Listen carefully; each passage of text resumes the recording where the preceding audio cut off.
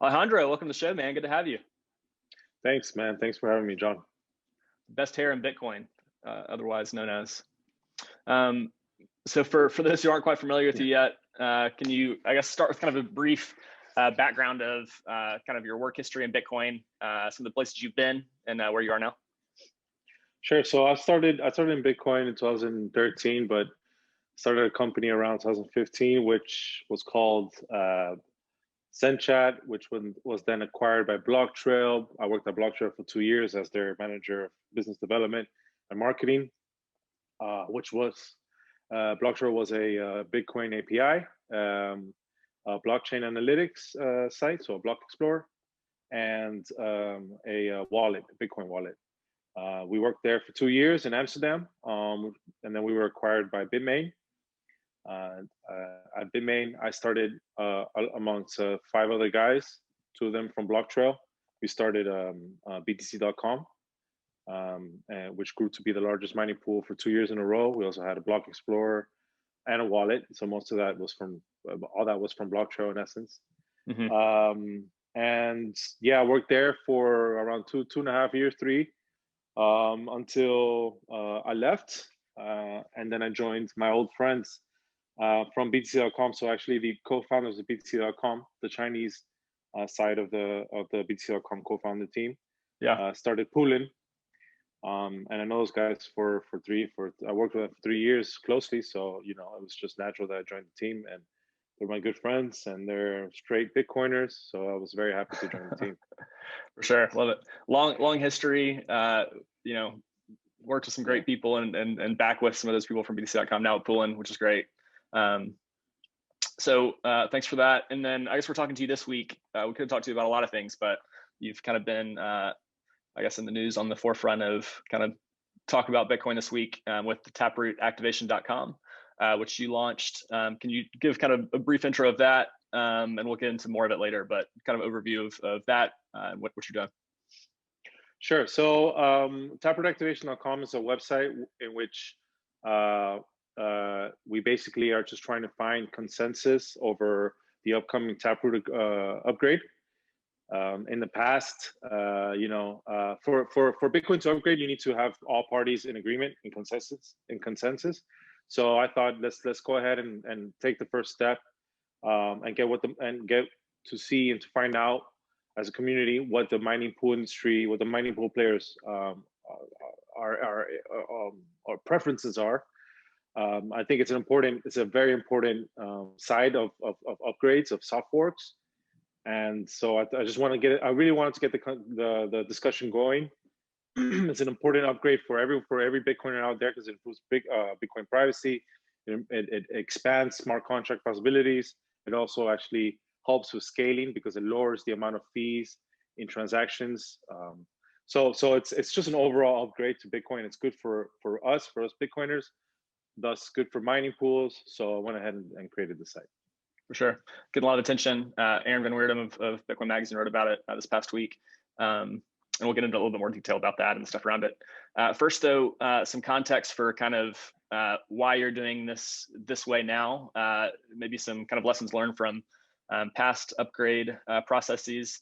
So you're essentially with Blocktrail, you're out of Europe. You all are acquired by Bitmain, out of Beijing, obviously. And those teams, I think you stayed in Europe, but you did a bit of traveling back and forth, and you're working with a kind of a Chinese cohort on the Beijing side too. Can you talk a little bit about kind of being one of the first kind of Western, very public-facing employees of a Chinese company, and kind of things that you learned initially at that acquisition?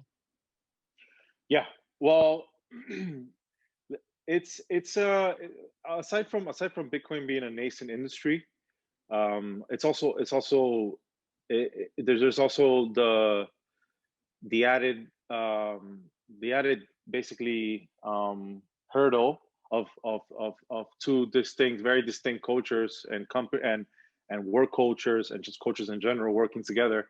So there's always a lot of it's not a simple process. There's a lot of back and forth, and there has to be a lot of mutual respect and trust between both parties. That's very, very important.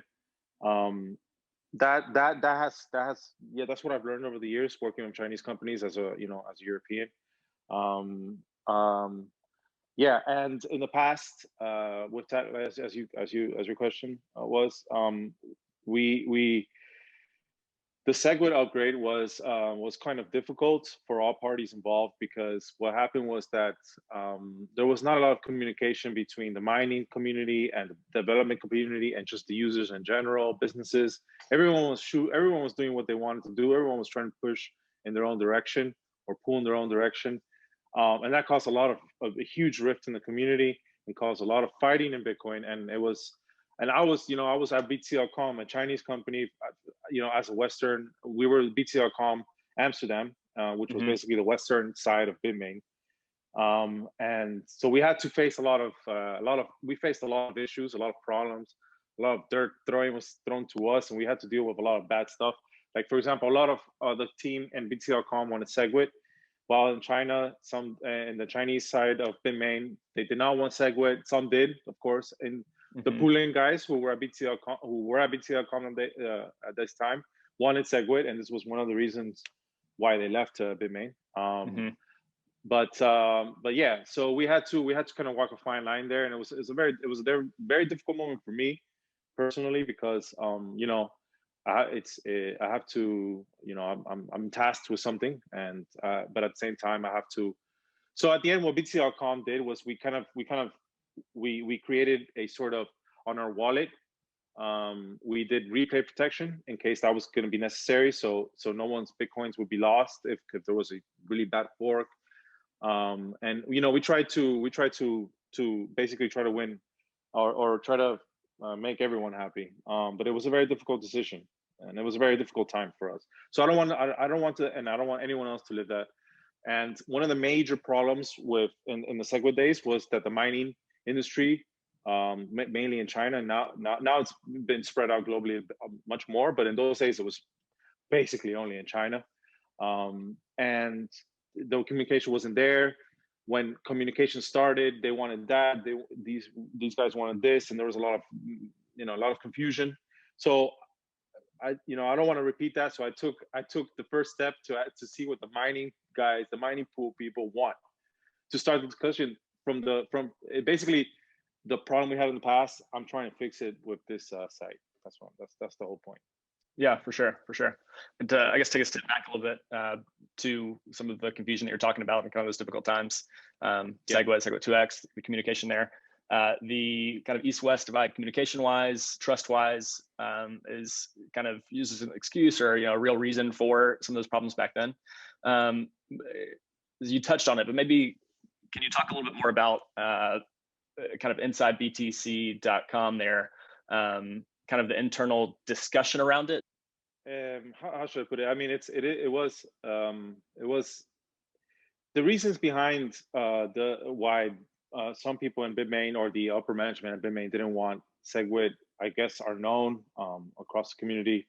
They wanted to scale with a larger block, because the exact reasons why they prefer to upgrade with a larger block, and which will then that's what BCH, Bitcoin Cash, turned out to be. There's many reasons why, and we can speculate as to what was going on in CEO's Jihan's head, and the rest of the guys over there. But ultimately, there was a rift in the community, and it's like I said earlier, it's a very fine line. But at the end of the day, it still was a Bitmain company, right? So we can't really push them a little, or push our narrative too hard, because then we're maybe out of a job. So yeah, so it was basically yeah. But that was a very bad moment for Bitmain, I believe. I think Bitmain ultimately was a bad choice. It was the wrong choice to fight the Bitcoin community and to try to stop the SegWit upgrade. And I mean, there's nothing wrong with forks in essence. I've always said this since day one, and I'll continue to say it to the end. You can fork if you want to. I mean, that's just a technical thing. Fork. but fighting the community and doing all this bad stuff and all that's bad. That's bad. Hmm. So yeah, I think it was a lesson learned. Perhaps I don't know what goes on in these guys' heads, but I think they learned their lesson. And a lot of very smart people left Bitmain after that. So like let's say I'm not too sure when the guy the creator S9 left, but he left. Poolin guys left. So Yeah. So all the smart a guys couple left. of now, big competitors, big companies Yeah. in the mining space formed, fronts in that division, MicroBT and Poolin being two of them. Yeah. I guess the process back then and like lessons learned going into future upgrade discussions. Can you narrow it down to a couple? So coordination was happening. People are there's a meeting in Hong Kong. These things are happening. Can you talk about how coordination was happening back then versus what you're trying to do now? Okay, that's a good question. Well, that's actually the crux of the whole issue. The communications in the back between every player was basically non-existent. Some business person would decide, oh, let's do a conference in China, and then everyone would go there and everyone would talk, and then nothing would happen. Or something would happen that no one else wanted, like a SegWit 2x, for example, from Barry Silbert, that no one wanted. But in the meeting, everyone thought that was a great idea, but no one wanted that. So that's actually the difference now. I mean, it's the first steps. I think Taproot activation is literally, well, I mean, aside from the developer's code and stuff, but this is the first consensus try to information gathering that we have now with this new upgrade coming in.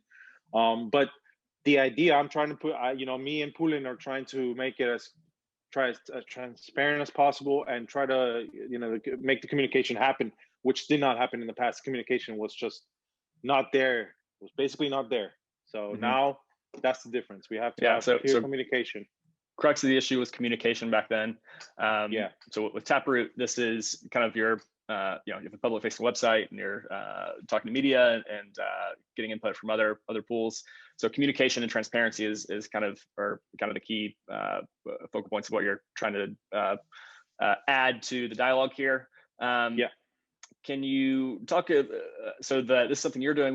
You're at Poolin. Can you talk about how the idea came about internally at Poolin and how you have kind of thought about communication with other mining pools to launch the site? How's kind of the back channel dialogue?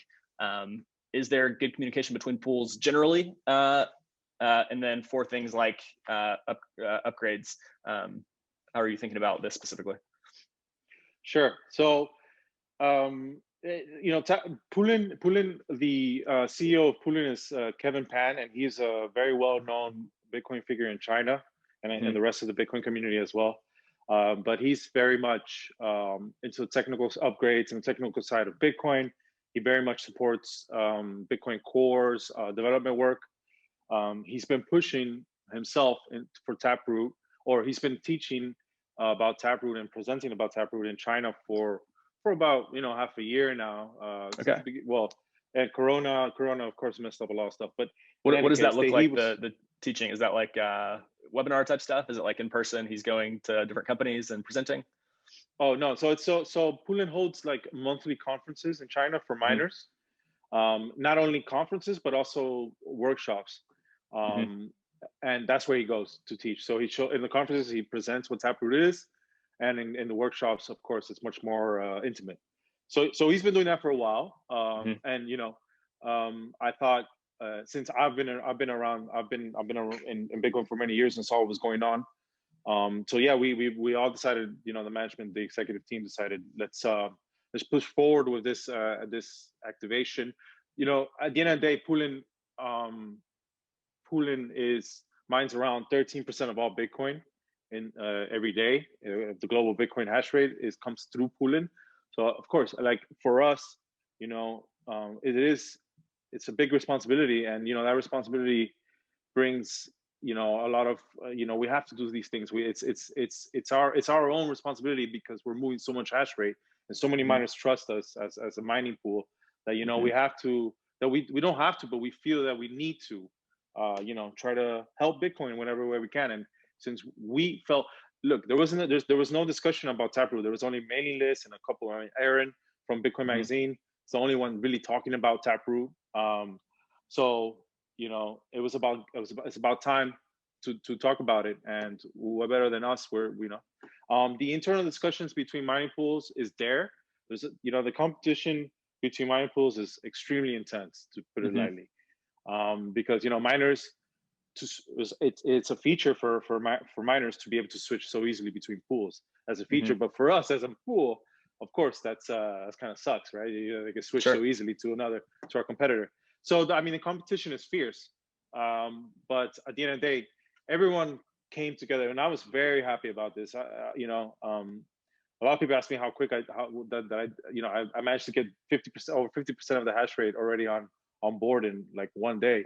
But it's because I know all these guys for many years, right? They're like, I've been going to China for many years, so I've spoken to them, and they're colleagues and they're competitors, but but the main thing is that everyone comes together when it's about an upgrade. It's not, I'm not asking them to give me some more information about some of their internal stuff or trying to get information about their miner. No, I'm here presenting an upgrade about Bitcoin, and everyone is in agreement there. Everyone puts their weapons aside, and says, yeah, okay, let's work together on this. So I was very happy to hear this, including Bitmain, which for me Trump, the Trump card, the wild card in my little address book with all mining pool contacts was the Bitmain guys, right? Because who knows what they were gonna do. But I was very happy. That they came back, and actually BTC.com was basically the first one to answer my questions, and to answer me back. And next week they're going to be adding a Coinbase transaction with Taproot in their Coinbase transaction to Signal. So that's great. And what was the last question? Sorry, John. That's good. And so your former Bitmain colleagues, BTC.com and Antpool, are both have kind of come out in support of Taproot. I guess there's not complete agreement on kind of the activation method, if it's Bit9 or Bit8. Can you talk a little bit about that? How you see kind of coordination around the activation method happening? Yeah. See, so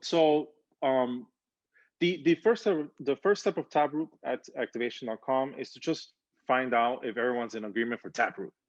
All right. First things first. Let's first set the foundation. And so to stop there first. So Poolin, BTC.com, F2 Pool, Slush, Antpool, Luxor are all have all signaled publicly in agreement now on this. That is over 50% of the hash rate. What is the kind of remaining balance, and who are you trying to kind of coordinate with next to get the buy-in? Yeah. So I've spoken to via BTC, Binance, Pool, Huobi, Pool, which are the three other large ones. There's a handful of other, mid to small size pools that I've also contacted. However, I'm mostly well connected to the larger pools. All the larger pools are I'll just say right now, they are all aware of the site, and they know who signaled, and they know what's going on. I expect most of them to give me an answer. I don't know what they're going to say, but to give me an answer by next week. So let's hope they say yes. The only pool that I don't know what may happen. I think Huobi, Huobi's an exchange, and and they've been around for a while as well.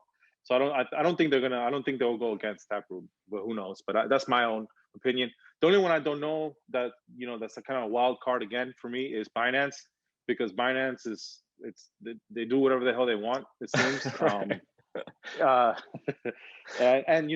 the CEO, he has said some wild things in the past about like turning the blockchain back after a hack, which basically that's crazy talk. Poolin was very much against that.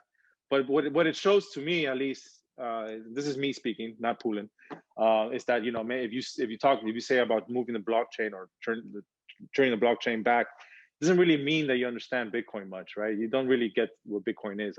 That's my opinion. So I don't know. So let's see what he says. I hope Binance goes through. So yeah, those are basically the other 2-3 large pools. And then after that, I think all the other small pools will probably reach out to me. I mean, there's a lot of small pools. I've reached out to all of them, but let's see. I think next week there's gonna be more development there. So the kind of first purpose is to kind of get a public signaling for against Taproot from pools. Kind of what are the next steps for it, and what are kind of the next steps of communication that you see as being important as you kind of build out, essentially a new process for transparency here? Well, the next step after finding out, after everyone tells us or tells me their preference if they want to activate Taproot and which BIP they want to use, they prefer, then the next step, of course, or naturally, would be to try to agree on one BIP, that is going to be, I think it's an easier task just to find out if they want to upgrade Taproot, yes, no, because it's a yes, no. But the harder problem, yeah, it's a good start. The harder problem is finding out which BIP, or agreeing on which BIP we're gonna use. And of course, developers themselves also have different preferences. So the next step after finding out if they want to upgrade Taproot would be try to agree on the BIP. The good thing is that I think we can come to a sort of middle ground between BIP 8, BIP 9, where we can wait a whole year, and if the signaling doesn't occur, if 95% threshold isn't met, then we can move on to like a more stringent type of BIP 8. I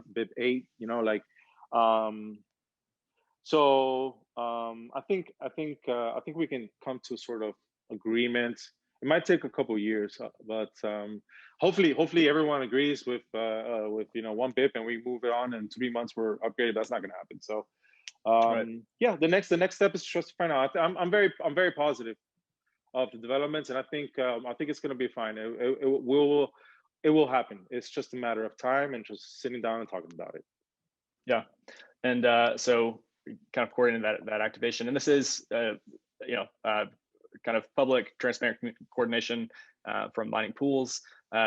The other side of that, you mentioned developers have input, Bitcoin users. How do you see this playing into the communication of kind of the broader Bitcoin ecosystem in terms of how upgrades happen in the future? Sure. So from our side as a mining pool, once we're done with Taproot activation and the most mining pools, or hopefully all the mining pools have responded, that is transparent information. We'll make it as transparent as possible.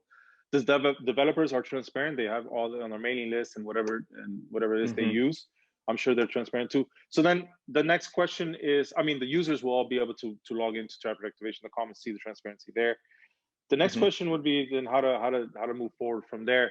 But we've learned from the past, and I think Taproot activation is just a good way to put it all outside, especially because most of the mining pools are based out of China. So it's just I was in a good position to do this, so I did it. And I think moving forward we just need to be transparent and communicate clearly. That's it. Yeah, very, very succinct goals there, and you really are kind of the perfect person to be doing this. So I'm glad you are. Thanks for the work you're doing. I think everyone's pretty happy with the increased level of communication and transparency. Great, that was the whole poll. That was the goal. Thanks, John. And coordination, I guess, just your personal messaging. Is that where is that mostly these days? Is it WeChat? Is it Telegram? Is it email? How are you talking to people? Oh yeah. Just curious. Oh okay. Well, the Chinese mining pools. Yeah, WeChat. Yeah, WeChat, and yeah, emails. But mostly WeChat. Yeah, Weixin. Sure. There you go. And I guess you've been in the space for a long time. The leadership at all these major pools, and the kind of the Binance and Huobi side, these new exchanges that are getting into the pool space. kind of the additional financial services stuff that they're providing around that. Is the leadership of those pools, is it coming from kind of the OGs of the BTC.coms and Ampool type companies, or is it are they kind of growing internally, those teams, and like, are you very familiar with the leadership, I guess? Yeah, so a lot of these new exchange mining pools have sniped up, have taken up a bunch of former Bitmain guys, BTC.com guys. So it's all the same people who've been working these pools. But you know, one thing that, you know, we should never underestimate as Poolin and I guess the other, you know, F2 pool, the other big pools, is that, you know, Binance for mostly has, and then Huobi, they have a large war chest, right? They make a lot of money. So you know, there's something that we never take very lightly, and we have to, you know, be in our best, try our best at all times, and which leads me to the next point, is that, you know, Poolin actually jumped the gun, and we decided to move into the financial side of things. So now we provide, you know, loans, and you can borrow from us, you can lend from us, you can lend to us, you can earn interest on your accounts on Bitcoin, Ethereum, and it goes. And this is an important thing. Number one is because we're the first ones to do this, really, the first mining pools to do this. Historically, a lot of the miners have had big issues in finding any way to fund their, you know, new machines. It's very hard. They can't go down to the bank and say, look, I got a mining farm and I need more money. It doesn't work like that. So we've grown very, very strongly on that side of the business. We started with 3 guys. We're now like 20 guys. So we've grown very much. And just on the financial services side? Yeah. On the financial services side. And how are you attacking that? So yeah, go ahead. Yeah. We're working with the way we're attacking this is actually we're working with large hedge funds like BlockFi, 3 Arrows Capital, you know, and a handful of other big companies that already are, you know, the best in this side of things. We're working with them very closely, partnerships, and that's been very good.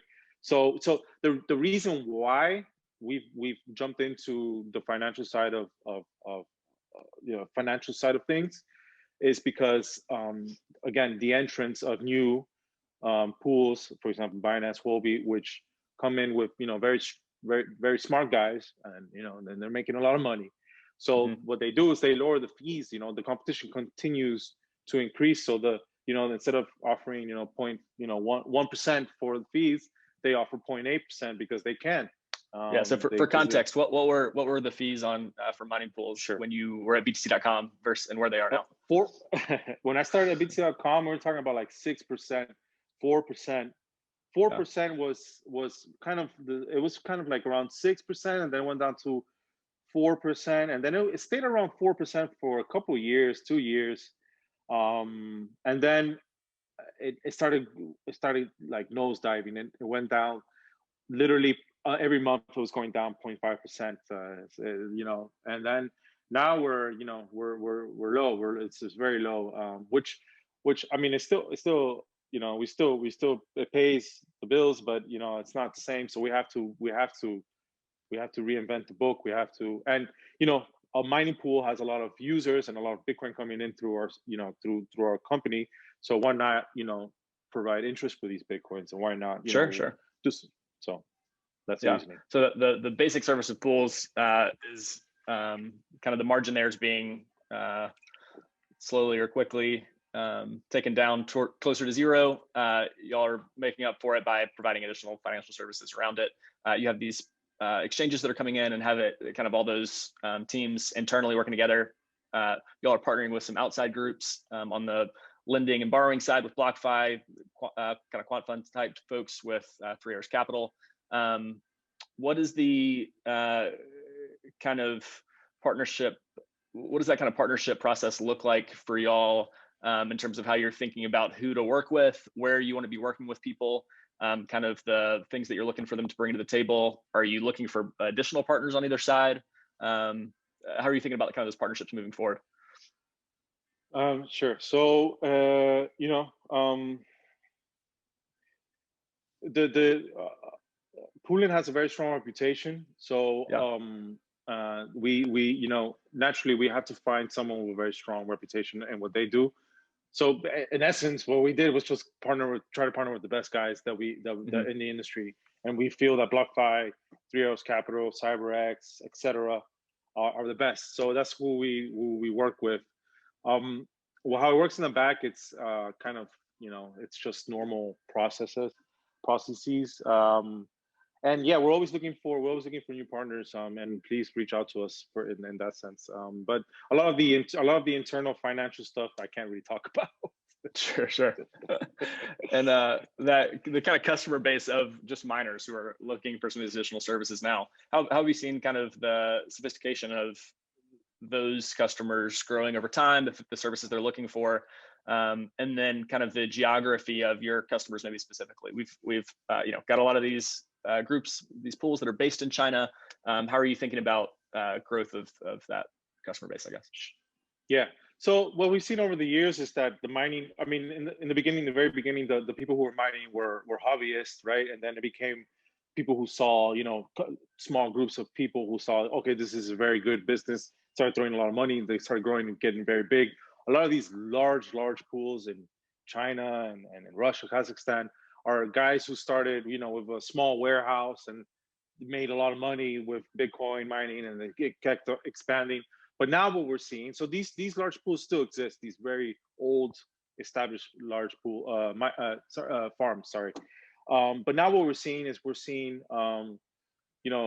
teams, companies who are highly professional guys who know what they're doing, who are finance, ex-finance people, ex-bankers, very smart technicians, engineers, and And they geographically for these connect. folks, you're talking just all over the place now, It's or more it's so, going it's on. more sophisticated in China specifically too. Right. No. Yeah. So the more professional type of teams we're seeing being built outside of China, but in China we're also seeing, so there a lot of the older players and mining pools Hmm. actually, like Poolin's actually looking into creating something like that, creating this new business where we, with our expertise, we build the farm for a client, and we have the best expertise in house. But what we're seeing outside of China is these highly Hmm. professional teams, professionalized teams, like in North America, United States, Canada. We're seeing the best guys from ex Wall Street, ex Silicon Valley, and we're also in Europe. We in Iceland, for example. I've been to I think the most state of the art farm in the world. I've been to many farms. This one was engineered. The air was engineered, or the airflow was engineered in such a way that they knew it was just out of this world. You can they took, it was like 10 engineers just to build the facility. So Hmm. like this sort of stuff you don't see you never saw 3 years ago, and you still don't And see in this some parts is of this a new entrant, or this is an existing group that is just kind of upgrading the sophistication of their facilities? this Iceland was a new group and an existing working together, so it's quite interesting. But what's going on is that the hash rate, the global hash rate, is aside from it just growing. A lot of people talk about, oh, it's moving out of China. Sure, some of Hmm. it is moving out of China, or some of it's being shut down in China, and some of it's growing. But in the whole entire hash rate is growing globally. So Hmm. it's growing in China and it's growing also everywhere else. So Yeah. it's awesome. It's great news for everyone. And I think I see there's a lot of new dams, and there's a lot of dams that are now, a lot of people are starting to get in, are starting to hear and see a lot of people making good money. It's viable business, mining. And there's a lot of dams across the whole world where not not all the energy is being used. It's being, in essence, being shot into the ground. So we're gonna see a bunch of farms popping up all over the world. There's big dams in Paraguay, for example. Big dams all over North America, of course. There's also dams being built in Ethiopia. I don't know if people, that one's not yet built, but that's gonna have an excess energy to basically for all of Africa. But someone can build some farms there. So it's just a matter of it's a matter of the whole entire globe. It's becoming a viable business for people, and Hmm. it helps secure Bitcoin and our network, giving Bitcoin much more, in my opinion, much more value. For sure. Growth all over the world, good for Bitcoin.